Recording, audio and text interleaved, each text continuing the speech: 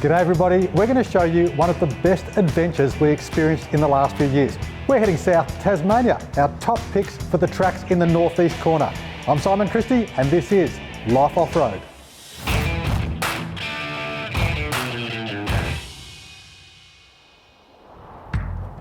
Around 10,000 years ago, at the end of the Ice Age, Tasmania became separated from mainland Australia, isolating the landmass and the people and creatures it was home to.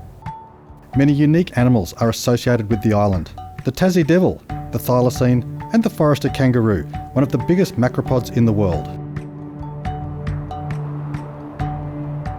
Tassie's west coast may be legendary for four-wheel driving, but we'll be seeking out a number of hardcore 4x4 tracks that feature rocks, ruts, and truck-stopping mud. Today the ambient temperature is almost 40 degrees down here in Tasmania, and that has greatly affected the pressure in the tyres. We've just checked the Big Iveco here and it is running close to 60 psi. In fact, right across our convoy there's a general increase in tyre pressure of around 15 psi. So we'll get these tyre pressures down before we head off.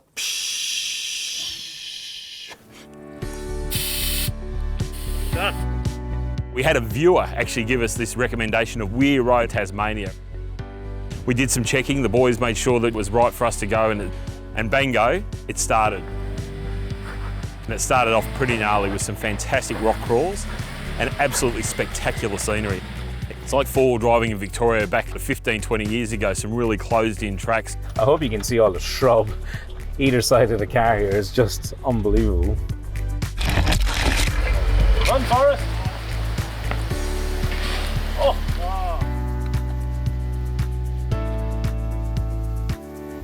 We were just talking in the car and it feels like we've travelled back in time about 1,000,000 years. This is just incredible. There's that much rock here.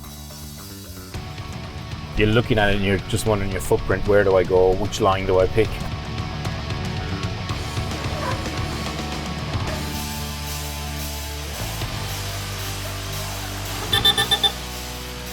This is where your underbody protection definitely will come in good. In the big Hungy. Whoa! Nice big wheel lift. And I'm hearing some noises from my car that make you quite nervous. But you've done all the right things, got all the right gear, so it just comes down to this driver.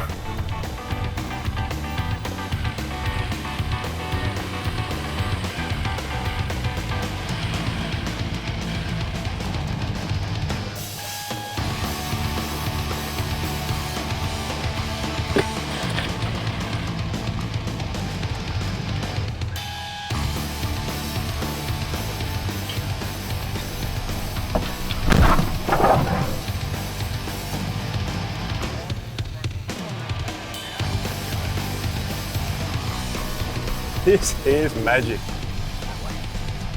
Sally says to the left, I'm going slightly to the right. Here comes the Overgrown camo blue. Let's get him onto the rocks.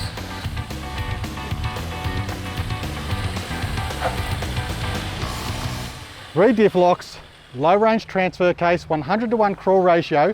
You think it's a big truck? Look what it just did. It is awesome out here. I've been coming to Tasmania four-wheel driving now for about 23 years and I think it is a spectacular place. Simon did a fantastic job as always, as making sure that everyone got through. Who would have thought those Ivecos would have got up Weir track? Some serious good steps here. Like it's stuff you want to take your time on, that's for sure.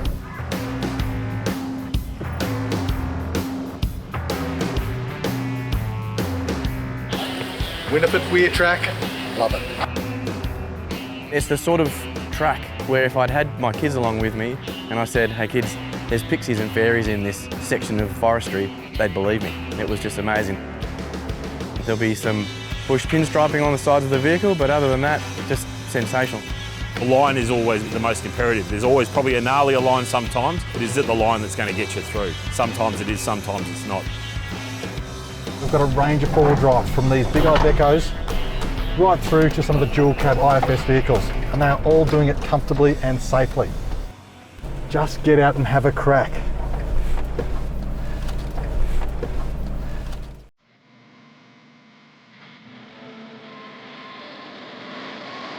This has been absolutely just magnificent, and it started from the get-go. Just narrow tracks. Clearly there's not a lot of traffic that goes on these, and rutted, steep, really challenging. Our Vecos were having some nesting moments, trying to get themselves and weave through the tracks. First gear, crawl ratio, we'll just take it nice and easy. There's plenty of traction.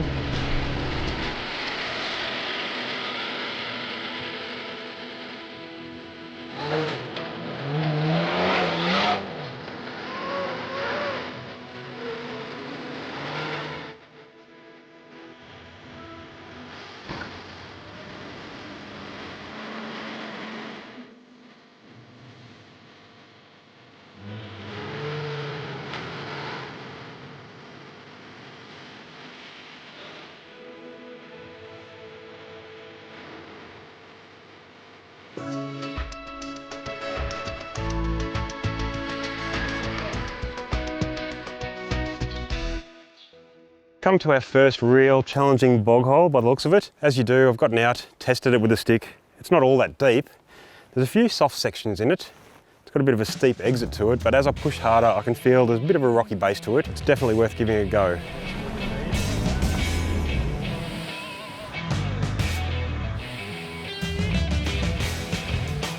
I'm a bit stuck, so I think a bit muddy. I wouldn't mind winching forward or being pulled out backwards.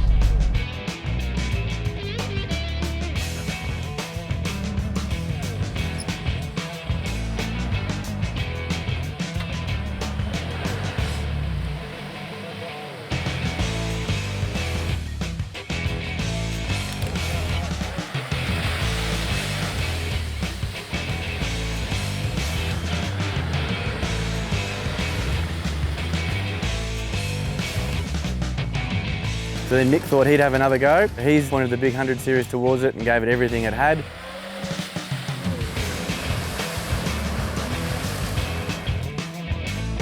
Unfortunately, he gave it so much that it had that he got himself momentously bogged.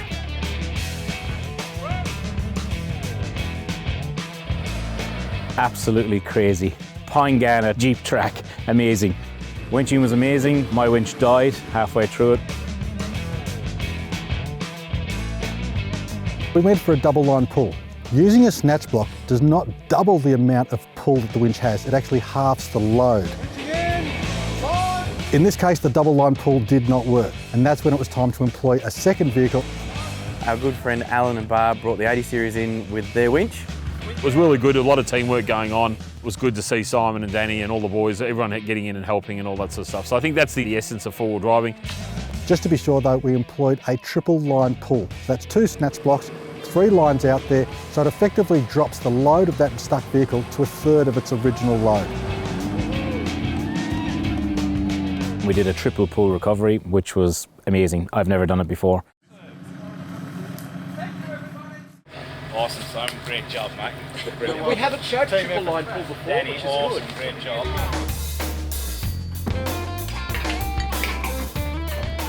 Should be good to go. Third gear, all locks in. Probably about 2,500 RPM, maybe up to 3. We'll see how we go. Came into the bog hole, trying to get to the other side, and of course the bash plate was hit because of the exit angle, dug in, got stuck, and then that's it. Couldn't actually get any more traction and couldn't pull it out of the bog hole anymore. Simon ended up coming up, pulling up behind me on the rear underrun bar there, hooked up a strap and towed me out backwards, out we went.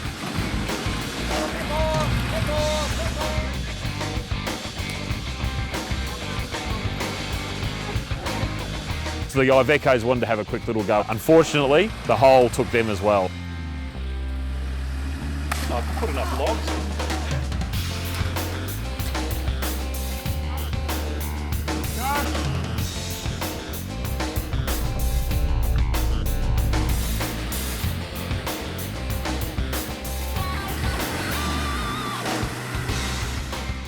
This track's quite advanced and you would not want to be tackling this unless you had your vehicle well set up and you knew how to use it. Plus you had at least one other car to ensure that you could be recovered if you did get stuck.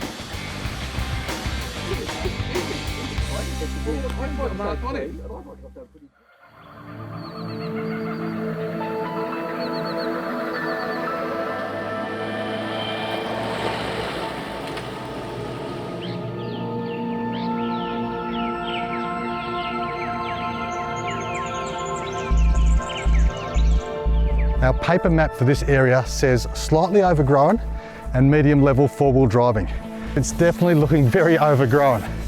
Now, we always talk about how important navigation is. If you have a look at the intersection of this road where the sign is, let's just see if we can actually find the sign. There it is, the sign for Sunflats Road. We're at the right intersection, but it can be a bit hard to find at times.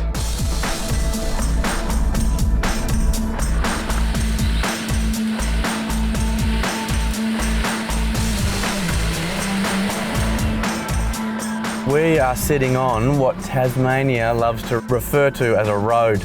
I would say it's barely even a track. It's like driving through a car wash, not one that you would want to be paying money for.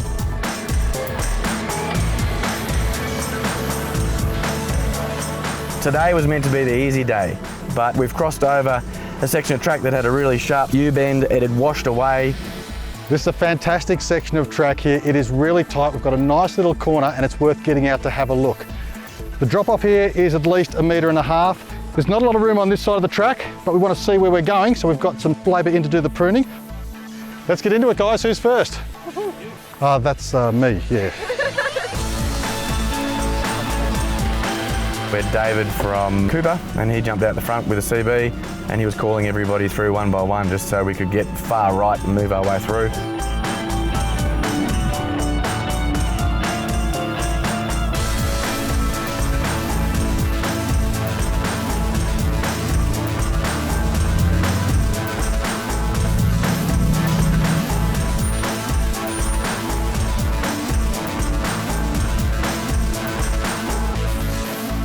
The Iveco dailies. If they weren't on these tracks with us now, I would say no, you wouldn't want to bring these here, but they have been pushing them through. It makes it all the more fun because you see this enormous bus making its way. I don't think this track's ever seen any maintenance. I mean, it really is quite rutted in places, extremely overgrown. This track is overgrown, and there's a reason it's overgrown, because it doesn't get a lot of traffic, because it is hard. One section here I'm squeezing through. It's mainly branches.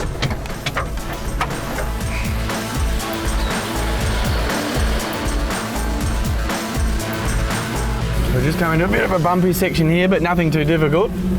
We'll just rock around a little bit. It's like the road's paved in boulders.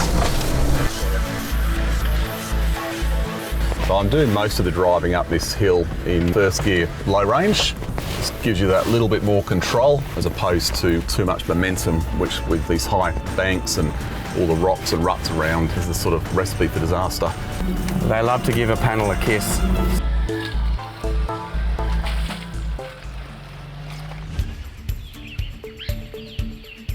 We have been on this track for probably close to 3 hours now. We are going up and there is a bit of a clearing up here, so it could look like we might be coming to the end of something. Pretty much at the top of Sunflat Road, and we've got a very washed out technical section, some nice boulders.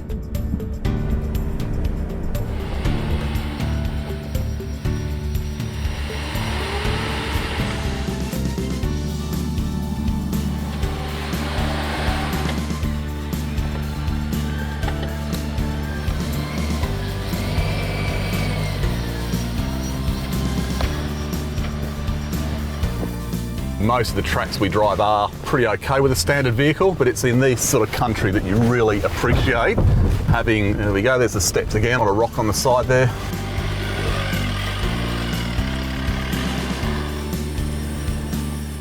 Typically speaking, the west coast of Tasmania is where you associate the tougher tracks, and the east coast is more of a leisurely drive, but there's some really uncharted territory through here. Nothing we found on the west coast was as technical, as overgrown, as difficult as this.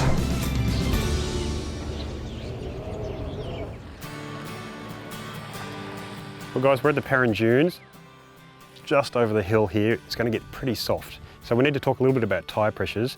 Over the last couple of days, we've been running lower tyre pressures, we've been on rocks, we've been in mud, but this is going to be even softer, and I think we're going to let the tyres down even more. So we need to basically get a bigger footprint now because we're going to go into the soft sand. So in order to lengthen that footprint, we need to drop the air pressures down. Now, depending on the type of tyre construction will dictate what that pressure is going to be, but I'd be looking at 18 PSI before we hit the soft sand. If we get into something really, really soft, we'll probably drop down to that sort of 12 psi level. Keep the bead relatively low at that psi because that's going to generate the heat and cause tyre damage as well. Sounds very technical. Let's go and drive.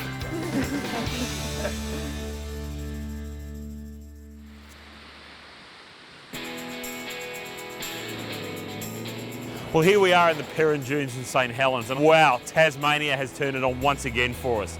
We've got the Southern Ocean here. The dunes are going to provide a little bit of fun for us today. Perrin Dunes is one of the best places on the east coast to take your car. You can legally take it on the beach, get your tyre pressure down, have a bit of fun, get your photos, and get off it before the tide comes in.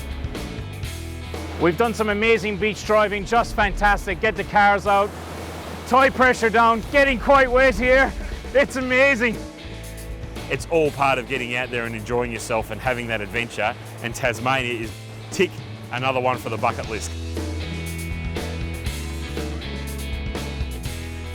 The Perrin Dunes are famous for four-wheeling, but there's another top spot that any traveller to the region should experience, and that's Skipper's, a full-on Aussie fish and chip shop inside a trawler at the St Helens jetty. It was the perfect place to fill up before facing one last 4x4 challenge.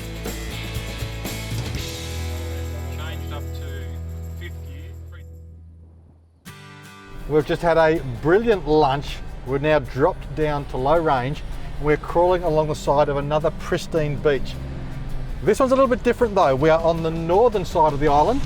We're at Bridport, and we've got a 30-kilometre run of beach heading back west towards our final destination tonight of Devonport. This is going to be something very, very different. The vista that we've seen today as we've come out through the back of the dunes, pure, nice blue, clear water and the white sands has been fantastic. Well guys, here we are at the top of a very steep dune, and I want all of us to go down it. We need to line up square to the top of the dune, and importantly, keep it straight. Do not brake, just a little bit of power if you need it, if it's starting to get a little bit sideways. Should be fun, and it's going to make some great shots.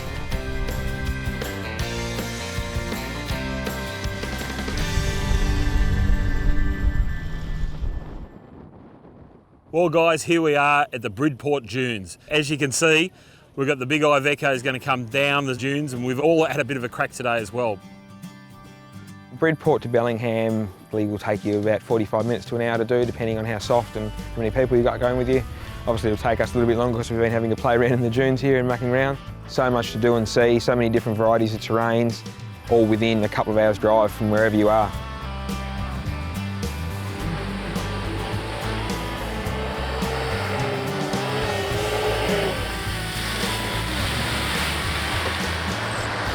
That's one through. Let's get the rest. When you're planning your trip along a beach, it's really important that you check the tides and work that into the days that you want to travel on. Going as close as possible to low tide, you've got a much broader stretch of beach to drive on, much harder sand.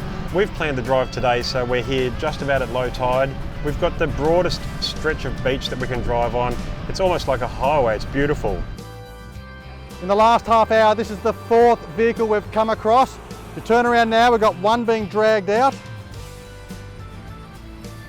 Trailers on the beach, factory tyres, not enough air let out of the tyres is typically the problem, and as well, a lack of driver experience. Now, the only way to get driver experience is to get out here and have a go, but do your research before you come out here. Luckily, we've got the experience, the tools, the equipment, and the vehicles. We'll get these guys out, get them mobile, and give them a few tips along the way. Thank you for coming along to experience this incredible part of the world. Next week, it's not about where we are, it's about some of the things you can learn to get the most out of your life off-road, whatever it is you enjoy doing. I'm Simon Christie, and I'll see you all next week.